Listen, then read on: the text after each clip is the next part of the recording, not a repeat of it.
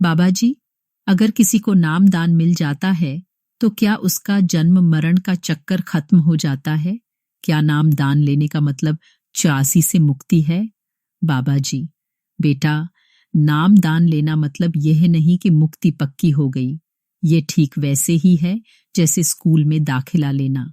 लेकिन अगर दाखिला लेने के बाद पढ़ाई ही न करें तो पास कैसे होंगे? नाम लेने का असली लाभ तभी मिलेगा जब हम पूरी श्रद्धा और मेहनत से भजन सिमरन करेंगे, नहीं तो नाम का कोई फायदा नहीं। प्रश्न 2। भाई, बाबा जी, हमारे बच्चे, हमारे भाई बहन, माँ बाप, क्या यह सब हमारे पिछले कर्मों का कोई परिणाम होते हैं? बाबा जी, बेटा, इस संसार में सब कुछ कर्मों का ही लेखा जोखा है। हर कोई अपने कर्मों का फल भोगने के लिए आया है, चाहे वह सुख हो, दुख हो या खुशियां।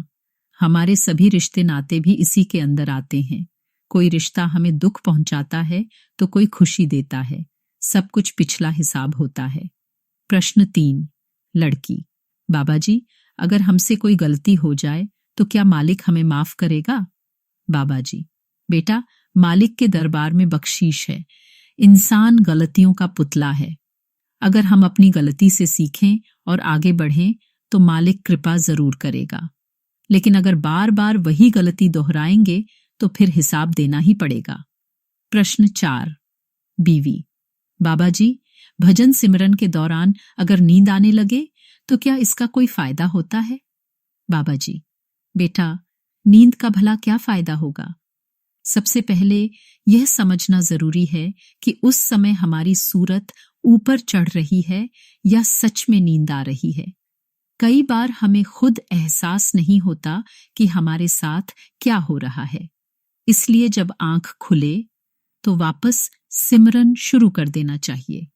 प्रश्न 5। लड़की, बाबा जी, मैं पढ़ाई के लिए घर से दूर रहती हूँ। जब माँ पापा या दादा दादी को मेरी जरूरत होती है तो मैं उनके पास नहीं होती। इस कारण बहुत दुख होता है।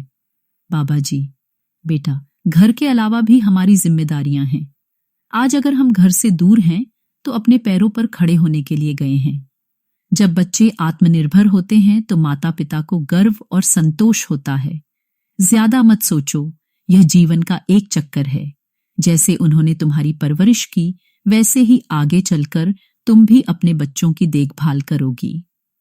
प्रश्न 6। भाई, बाबा जी, मेरा बेटा गलत संगत में पड़कर बुरे रास्ते पर चला गया है। मैं उसे कैसे समझाऊं? बाबा जी, बेटा, उसे कठोरता से नहीं, प्रेम से समझाओ। प्यार में बहुत ताकत होती है। अगर सख्ती करोगे तो वह विरोध करेगा और बात और बिगड़ जाएगी। इसलिए शांति से और प्रेम से उसे समझाओ कि बुरे कामों का अंजाम क्या होता है। प्रश्न 7। लड़की, बाबा जी, मैं कभी किसी का बुरा नहीं सोचती और ना ही किसी के साथ गलत करती हूं। फिर भी लोग मेरा फायदा उठा लेते हैं। जब अपने ही ऐसा करते हैं तो बहुत तकलीफ होती है। मैं खुद को कैसे संभालूं? बाबा जी, बेटा, दुनिया जो भी कर्म करे उसका हिसाब मालिक के पास है। तुम्हें अपने कर्मों पर ध्यान देना है।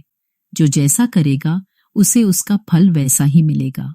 हमें अपनी तरफ से किसी के साथ गलत नहीं करना, सब कुछ मालिक पर छोड़ देना। राधा स्वामी जी।